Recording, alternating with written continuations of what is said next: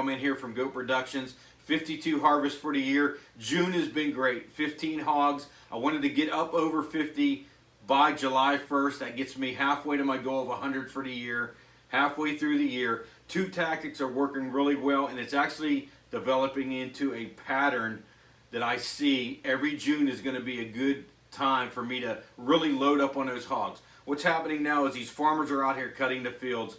Last year, I had a farmer call me about a field he couldn't even cut. It was so tore up.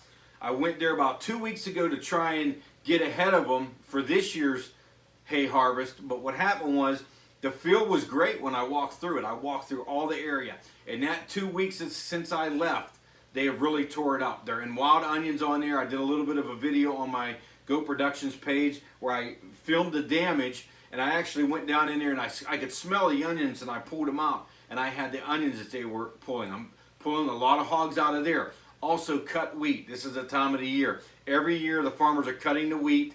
They get in there and they tell me about the damage they see from their harvester. Plus, when that harvester goes through that wheat field, a lot of wheat falls on the ground.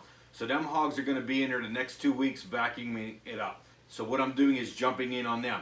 Now, this harvest is going to be about 4 or 5 in the morning. The reason that is, the first night I got on the hogs after they harvested or cut part of the wheat, 9:30 to 11 o'clock, I took 8 off of it. Then, whenever I took Matt and his brother Eric in there to get them hogs off of that field, it was between midnight and 2 in the morning. What happens is when I put pressure on these wheat fields, I know exactly what happens. They're going to come to that wheat. There's no doubt in my mind that wheat is on the ground. They're going to come eat it. What they do to me is these hogs will change up times. They hit early, then they go after midnight, then they go 4 or 5 in the morning. I remember the same things from last year. I would just drive through. I'm always changing up the times when I hit properties. The first night I'll hit properties, I'll hit property A, B, C, and then D. The next time I hit D, C, B, and then A, or I'll hit D, A, and I'll switch it up. I'm always switching the times up. I know that hogs will do that on me. They're going to come in there and eat. But what I want to do is I want to jump on different times and just always hit that field that they're hitting, but switch it up on them because they're switching it up on me. Plus you hit different groups of hogs.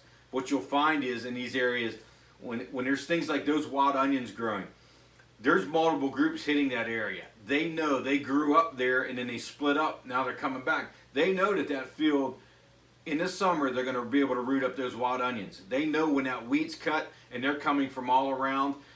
And even if there's a different group of hogs in there, I will hit them. Then I'll start getting the singles. As I start to whittle these groups down, you're going to start seeing these singles and doubles come in there. And I'll actually see the groups start to go down from 9 down to 3 or 4. And then they totally leave the area once I get them down that low. So nice bore on this one. Dropped them really early in the morning. I'll be back there. I'm going to give it a couple nights off now, man. I'm really wore out. 3 nights of hunting in a row.